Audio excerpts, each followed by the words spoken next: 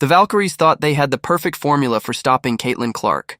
Make the game ugly, make it physical, push her off her spots, frustrate her early and force somebody else to beat you.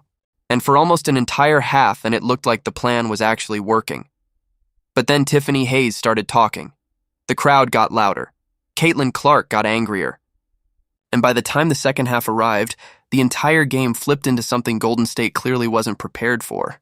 What happened next didn't just feel like another fever win, it felt personal. Before this game even tipped off, Caitlyn Clark already looked irritated. Not nervous, not relaxed, irritated.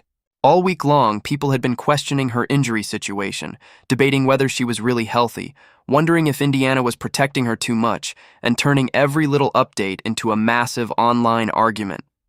Sports shows were running nonstop segments about her. Social media was flooded with people claiming she was either being treated unfairly or getting special treatment depending on which side they were on. And through all of it, Clark kept trying to stay calm publicly. But if you watched closely, you could tell the frustration was building. Then came Golden State. And the Valkyries did not come into Indiana trying to play pretty basketball.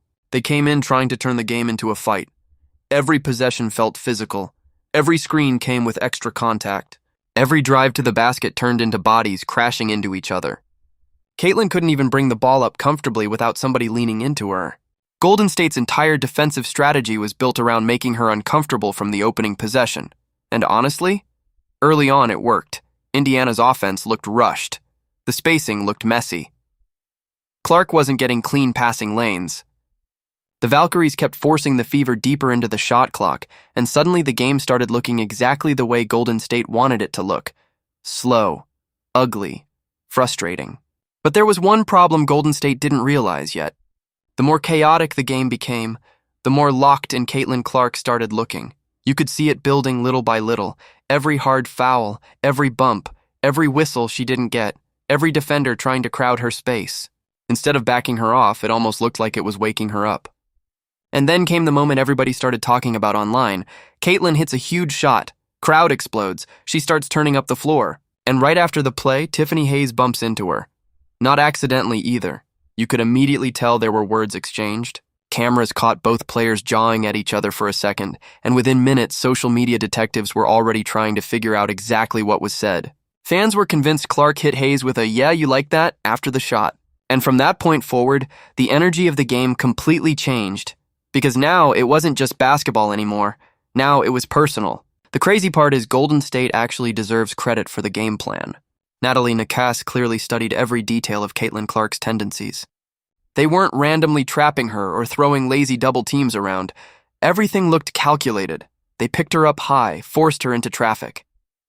Tried taking away transition opportunities before they could even develop. They knew letting Clark play fast was a disaster waiting to happen. For stretches, Indiana genuinely looked uncomfortable. But then the Valkyries made the mistake a lot of teams make against great players. They kept poking at somebody who clearly feeds off emotion. And once that switch flipped, the game started spiraling fast. Late in the second quarter, things boiled over completely. A loose ball sequence under the basket turns into extra contact. Players start exchanging words. Bodies start crowding together. Suddenly, the referees are rushing in before things escalate further. Double technical fouls get handed out, the crowd loses its mind, and Gainbridge Fieldhouse instantly turns into playoff-level chaos. That moment changed everything.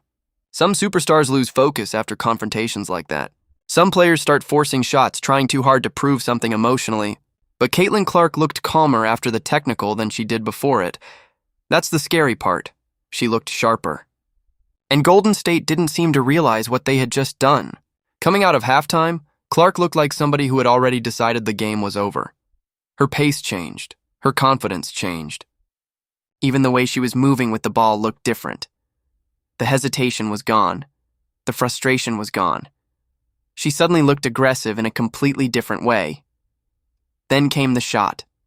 Deep logo 3. Not regular deep either.